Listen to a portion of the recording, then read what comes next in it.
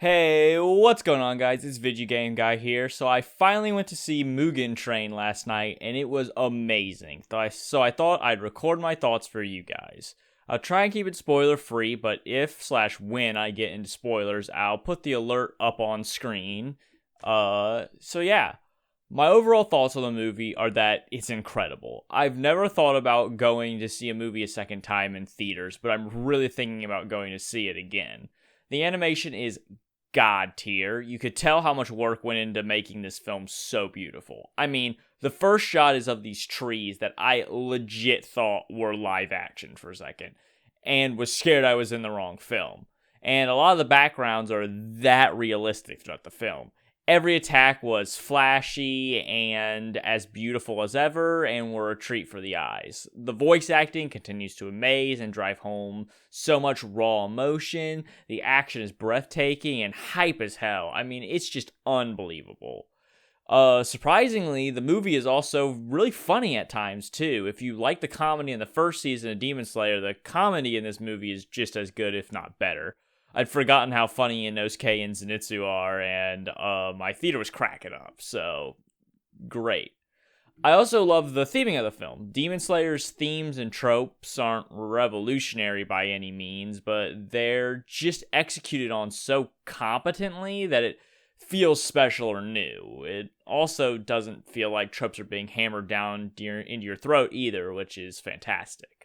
The score was amazing. I mean, I'm a major sucker for good anime OST. Probably gonna make a video on that one of these days, and Demon Slayer delivered in that department, which combined with the aforementioned god tier visuals just made this a spectacle.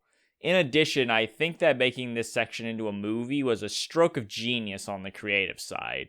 There was only one moment in the whole movie where I went, that'd be where they'd cut to the next episode. I seriously don't know how you would have split this into episodes. The film flows so perfectly as a whole cohesive story structure that it can even be enjoyed by those who haven't seen the show. Though, obviously, seeing the show elevates the experience, and if you're watching this video, you probably have seen the show. That's also boosted by how well the film uses Rengoku for its structure and also as just a badass, since he's basically a new character and can be the audience proxy for those who haven't seen the show. All the characters are great in this movie, though, are original people. Nezuko has some adorable and also some cool stuff. Zenitsu has one badass scene, but is really funny the rest of the movie. But definitely out of all our main people, Inosuke shines like crazy. He is funny in some points and badass as hell in others. If you are an Inosuke fan, you are going to love this movie that much more. The main issues I could see people having are the one use of CGI, which actually looks really good and is warranted for what they're portraying, as what they're portraying is way too hard to do on the budget and time constraints they had and all that, and it's just nuts to look at.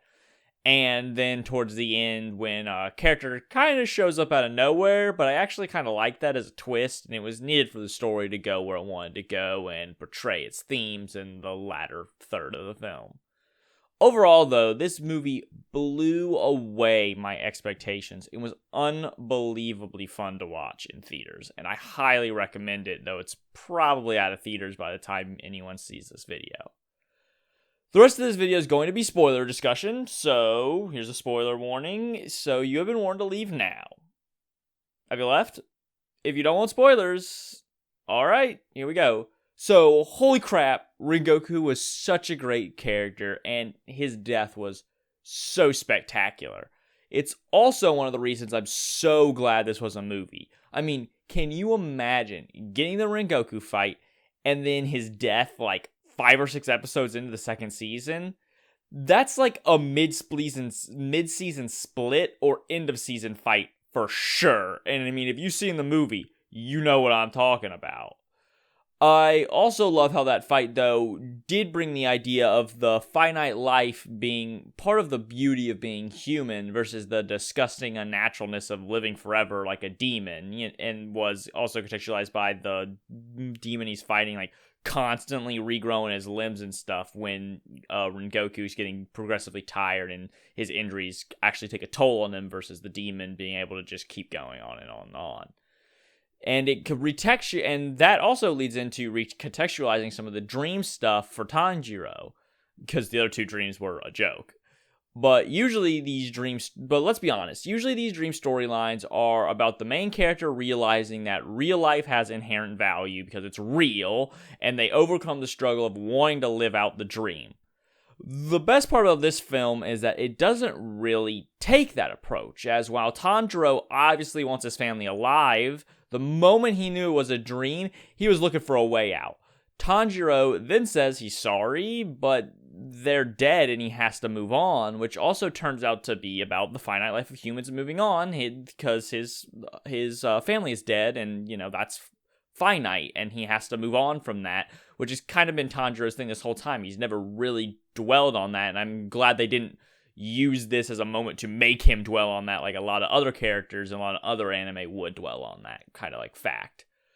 Yes, so I just love how they took the common trope with a message you were used to seeing and twisted it into a new message instead of the usual stereotype for this type of story. And this also pays off later with Tanjiro's last scene where he screams into the forest at, what's that demon's name? I think it's like Akaza? Yeah, I think it's Akaza. And he screams about how Rengoku won that fight because he protected everybody and that nobody died on Rengoku's watch. And that even though he might die, it's Rengoku's victory.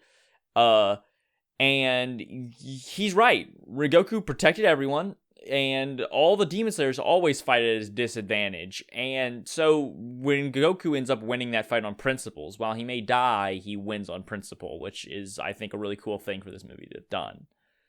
But moving on to some of the other stuff, though, for what I think this has some connotations for where the show might be going. One of my favorite things is when Rengoku's fighting Akaza, and Akaza tries to convince Rengoku to become a demon, and of course Rengoku's like, we obviously have different values, no, I'm not going to become a demon, and all that. But it also made me think that one of these top-level demons later in the show has got to have been a Hashira in the past, because that would be such a good plot twist and so interesting to, like, add to the like lore of the show and be like a plot twist later on that where it's like a big gasp moment for everyone, like, oh my gosh, a demon slayer became a demon or something like that. Yeah, I just imagine that'll eventually be the big twist. I really don't know what else to say, though, for that, as, there's a bunch of funny stuff. I love the scene with, like, Zenitsu's dream world. I love Inosuke's dream world. But, like, the beauty of Tanjiro's, like, subconscious, that scene, like, almost really to tears, just how beautiful it was, just as, like, an aesthetic, and, like, his kind heart versus, like, almost being brought to tears because of, Rengoku's death and, like, the sadness that brings. It's just two different types of sadness, kind of. But yeah, I mean, this movie made me like laugh, cry, get hype as hell, and cheer all in like the span of like 2 hours, which is very impressive because some shows don't manage to do any of that in their entire run, let alone in 2 hours. But yeah, I mean, this is just a fantastic film in every way, and I can't wait to see what happens in the future with season 2 coming out. I don't know if it's coming out like this year or next year, but whenever that comes out, I'm definitely going to be on that.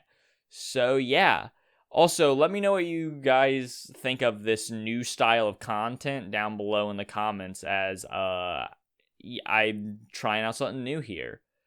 But yeah, I'll see you guys in the next video, I guess. Later.